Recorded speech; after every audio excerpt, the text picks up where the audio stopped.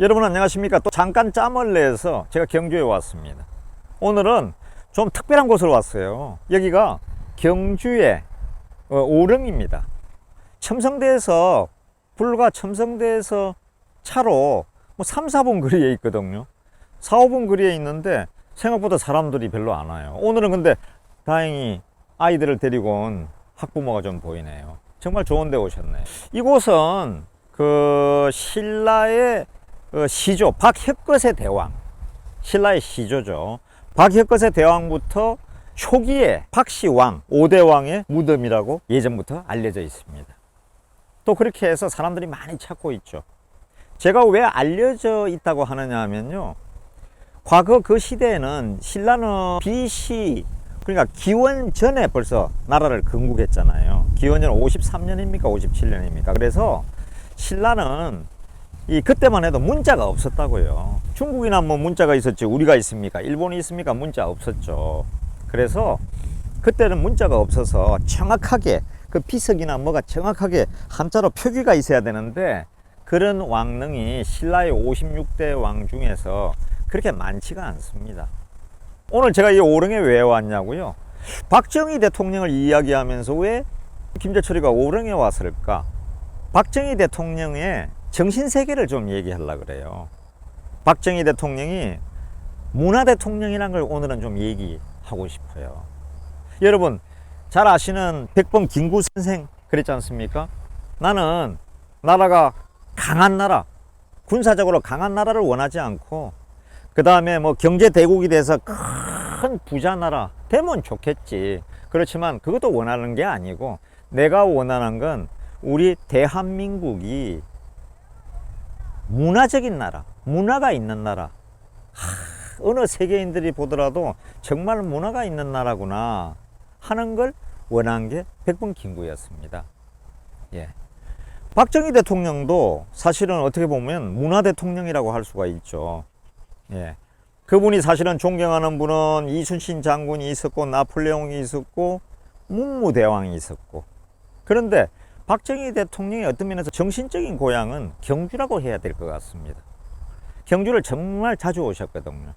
그래서 지금 그 여러분 잘 아시는 천마도가 나온 그 우리 대릉원, 천마총, 그 다음에 서봉총, 금관총, 대한민국의 귀중한 왕릉들, 특히 경주에 있는 왕릉들이 과거에는 거의 방치되고 있었습니다. 그래서 도굴이 많이 됐죠. 물론 금관 같은 게 많이 우리가 가지고 있지만은 도굴된 문화재가 너무 엄청납니다. 또 일본 놈들이 가져가기도 했고요. 그래서 박정희 대통령이 그 5.16 혁명 이후에 벌써 처음부터 신라 천년의 영광을 재현해야 된다.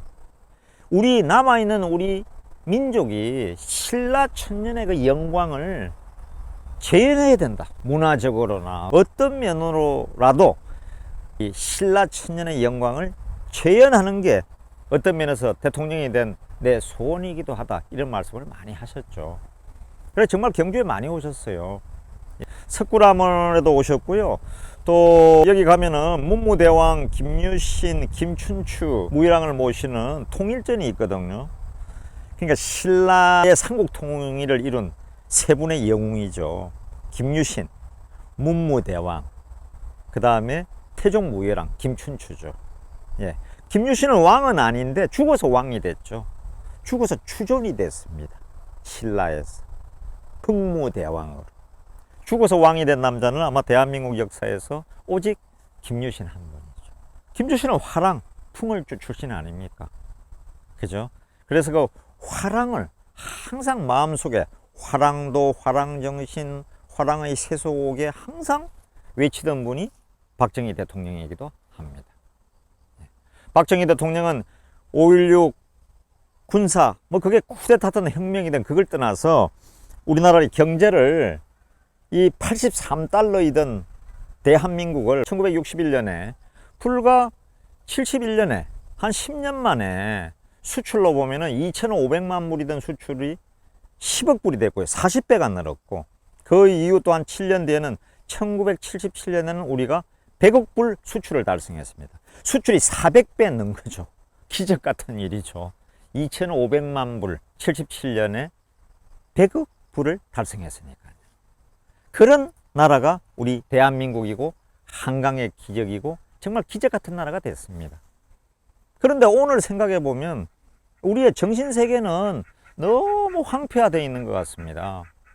우리 학생들이나 뭐 대학생들이나 그다음에 일반 분들이나 누구든 간에 정말 존경하는 분을 지금 현재 찾을 수가 없어요. 제가 묻고 싶습니다. 지금 존경하는 사람이 있습니까? 아버님, 어머님 빼고요. 정말 대한민국에서 이 시대 살아있는 분 중에 정말 존경할 분이 있을까? 참 우리가 생각을 해봐야 될 서글픈 일입니다. 김수환 추기경도 떠나셨고요. 그 존경하던 분들이 법정 스님도 떠났고 다 떠났지 않습니까?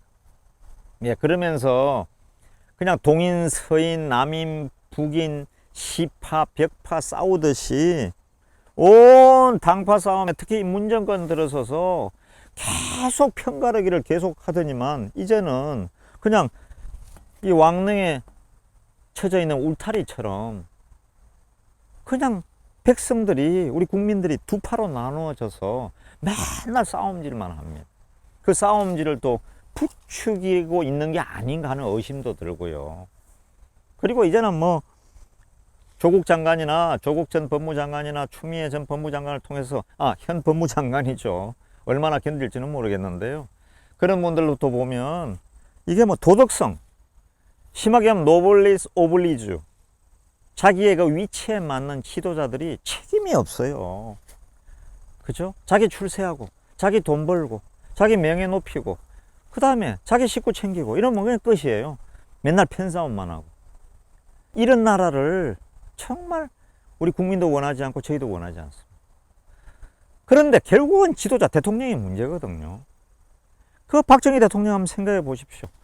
어떻게 하든 국민을 하나로 모으려고, 예? 새마을 운동도 일으키고, 또 잘 살아보세, 팔도광산 하면서 어떻게 하든 국민을 하나로, 예? 이끌고 가려고 했는데, 물론 그게 반대해서 이게 유신체제다, 민주화를 억압한다, 왜 급박을 하느냐, 무슨 고속도로를 놓느냐, 우리 경제 수준에 무슨 포항제철이 무슨 필요가 있냐, 고속도로가 있어서 뭐 할 텐데, 예?